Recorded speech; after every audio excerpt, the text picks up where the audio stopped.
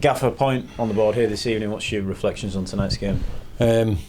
Well, point was all we deserved from tonight. We didn't deserve to win the game. Honest enough to say that the first half wasn't acceptable from us. We were very lethargic, very slow, indecisive, and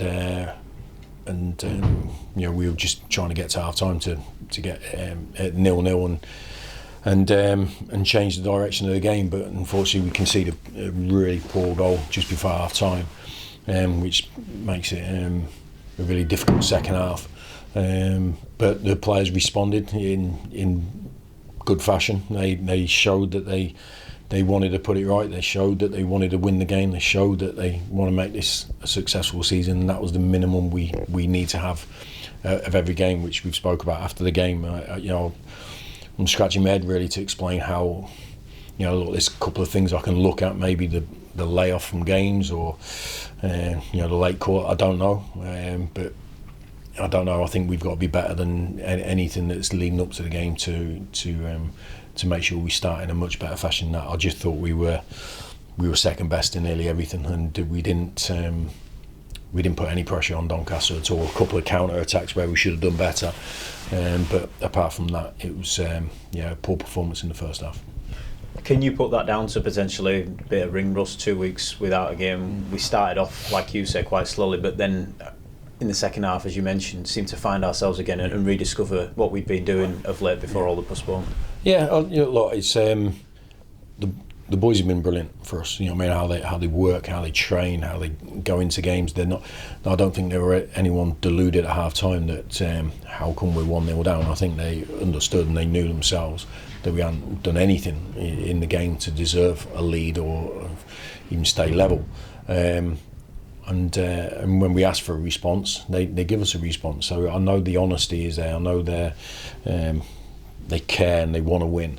But we've got to be honest and hold our hands up when we let ourselves down and let the supporters down. We did that in the first half. So I've just spoke to them briefly there at the end there. But we straight after a game, I like to try and wait until we get together again in the morning and just discuss how we felt going into the game. Did we feel, I don't know, underprepared or like it was going to be an easy game or something because we've already beaten them twice? I don't know. You know what I mean? But certainly we can't repeat what we did in the first half, or we won't win another game this season. And that's the reality of.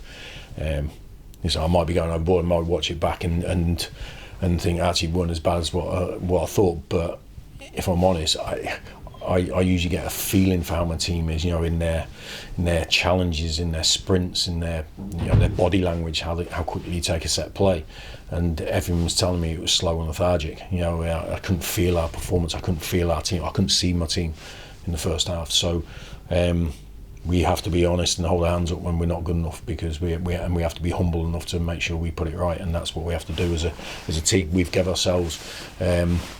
Looking back at the previous 3 wins, 10 points from 4 games is a good return, but we have to then pick up wins, because the draws in December, January really knocked us back a little bit, and we can't afford to do that. Listen, it's good to be unbeaten and keep that run going, but the performance, if we've drawn 1-1 today and we've played with a tempo and it just hasn't gone our way, I'll say so, but we can't expect anything more if we only play for half a game, and that's what I felt we did today. But we have another opportunity on Saturday, and we have to make sure that we take the second half sort of endeavour and mentality into the game, and I'm sure our quality will follow that. Is it been an opportunity, Tyreek Wright starting tonight, for example, to have lads get up to speed who have been out with injuries? Having these games postponed obviously is never ideal, but being able to add to the squad depth a little bit in terms of tuning lads up, and then, like you mentioned, heading into Saturday, Richie Smallwood back available, and you slowly started to increase the squad size again. Yeah, I think that we've been hit hard over the last couple of months with injuries and stuff like that, and even Richie's suspension has been dragged out for 3.5 weeks or whatever because of the call-offs, and but people like Tyreek who've came in, played an hour, got injured, been out for a month. They need games to get up to speed. no matter how hard you train, you can't mirror a 90-minute game and the whole build up to it mentally and physically. So he needs games. There's other players that need games, but listen, we need to win our games, and that's it. There's no practice matches or gimmies where we can just ease people in. We need to go hell for leather when we play a game of football, and we didn't do that in the first half. But that's where our success has been. I think it's been on a real good tempo, a real decisive way of playing.